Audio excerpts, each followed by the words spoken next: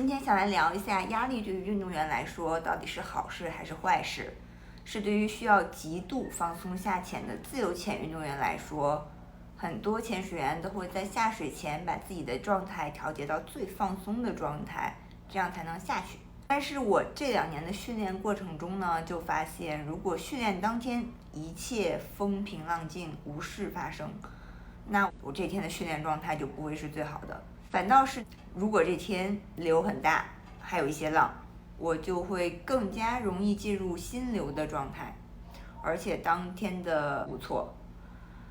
很多人可能不会喜欢的训练日，今天下午下水之前，我度过了一个极度慌乱的早晨。大多数训练日的早晨是这样的，开始大概就预示了这个忙碌的早晨。平常9点出发的出潜船，因为第2天要训练的潜水员很多，我被安排到了9点20出发。当时就是很开心的，因为想可以多睡20分钟，于是就给自己的突突车司机发了信息，让他晚于平时7点半的20分钟，也就是7点50来接我。第2天一早，我晚了20分钟起床，6点50起来，像平日一样做了个冥想。结束后发现训练船时间被改回了9点。正常来说，如果司机7点50来接我，我8点出头到潜店，并不会影响什么。就在这时，我收到了司机的信息，他说他有事来不了了，会让他的朋友8点来接我。8点就也还好，我还是有拉伸啊做准备的时间。于是呢，我7点50走在了薄荷岛乡间的小路上。我7点50走上了薄荷岛乡间的大马路，等着司机的朋友来接我。这一等就是8点的时候，我左等右等都没来人。8点05，我开始给我原本自己的司机发信息，问他你朋友什么时候来。8点10分，我给他打电话问怎么没有人接我，他说快了。8点15，依旧没有人来，我再次打电话。他问我还没来吗？那你等我，我去接你。我一点都不相信他会来接我。他要是能来接我，为什么要让他的朋友来接我呢？其实这个时候，如果马路上还有能载人的摩托或者突突，我可能也就上车了。但是因为这个时候正好是早上学生们上课的要上课的时间，所以家长都在送学生，就没有一些空的车。8点20，这个时候我已经非常焦虑了。我给司机发信息说，我马上要赶不上训练了，现在我很生气。我没有得到任何回复，然后我就开始走向可能会有空车的方向。此时是8点25，要接我的司机这个时候迎面向我开来。我上了车想，起码到店里穿上装备还来得及训练，虽然没有时间拉伸。我就8点40多到了店里。就在我即将开始穿湿衣去拿装备的时候，我朋友正好正在装备间，他盯着红肿的眼睛跟我说，今天店里一只大家都非常爱的猫猫去世了。因为整个早上我的计划被打乱，这个时候我内心的焦虑已经接近峰值，再加上猫猫去世的消息，根本就是晴天霹雳。一般来说，如果我训练前的压力很大，我会做一个决定，就是在下水的一瞬间把它们都留在岸上，只享受蔚蓝的大海就好了。平时的训练感受大部分是这样的：当你潜入蔚蓝的大海的海水中，你的身体感受到一种轻松和自由，你可以感受到海水轻轻地包围着你的身体，就像一个温暖的拥抱。你开始感受到海水对你身体的压力，但它并不会让你感到不适，相反，你的呼吸开始变得更加深沉和平静。慢慢的，你开始感受到自己的身体在水下轻盈自如，就像一只鱼一样在海洋中游动。平时你听到自由潜水员们大概就是这样形容他们与大海的接触，但今天我进入海的那一刹那，我只看到了混沌的绿豆汤水，不到1米的能见度。说好菲律宾训练的玻璃海呢？这是什么东西？我怎么从来都没有见过？当你在绿豆汤一样的海水中自由潜水，周围弥漫着一种压抑和沉闷的氛围。水母的长条形身影随着水流缓慢飘动，让人不寒而栗，因为刺得真的很疼。你的身体不停地被水母碰触，你感到一阵阵的刺痛和麻木，让你无法集中精力。即使是一位有经验的自由潜水员，也会感到紧张。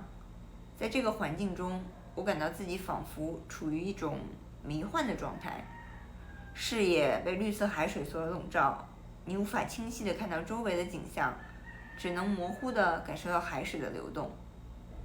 这一天的训练，我本来想增加深度，思考了一下当天的状况，决定还是保守训练。就在这个时候，神奇的事情发生了。我正在进行下潜准备，脑子里充满了当天的压力和焦虑，很多杂乱的想法交织在一起，本应让我感到疲惫和不安。然而，就在我做最后一个呼吸之前，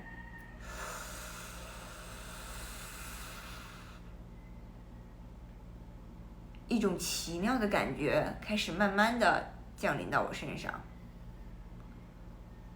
我感觉到自己的心情开始变得平静和宁静，周围的一切慢慢地变得清晰而美丽。海水的流动和呼吸的节奏都让我感到一种安详和放松。我的思维开始变得清晰而专注，我开始进入了心流状态，并感受到了禅意。周围的一切仿佛都慢了下来，世界也变得安静了。在这个状态下，我感到自己与海洋融为了一体，每一个呼吸和动作都变得轻盈而自然。我开始享受这种感觉，慢慢地沉浸在我这一潜的魅力之中。这一潜的每个细节都非常完美。当我再次回到水面时，我感到一种深深的满足和平静。在那一刻，我意识到自己已经达到了一种境界。在之后的下潜中，我可以不断重温那一瞬间的时间停止和极度平静的心情。但是我并没有因为这些压力让自己失去控制，相反，我开始把这些压力变成自己专注的力量。我开始聚焦于自己的训练任务，让自己更加专注于每一个呼吸和每个动作。这些压力的存在让我更加警觉和敏感，我能够快速地发现自己的不足，然后及时调整自己的状态和动作。因此，这一天的训练过程中，我感受到自己的身体和思维状态开始逐渐到达了完美的状态。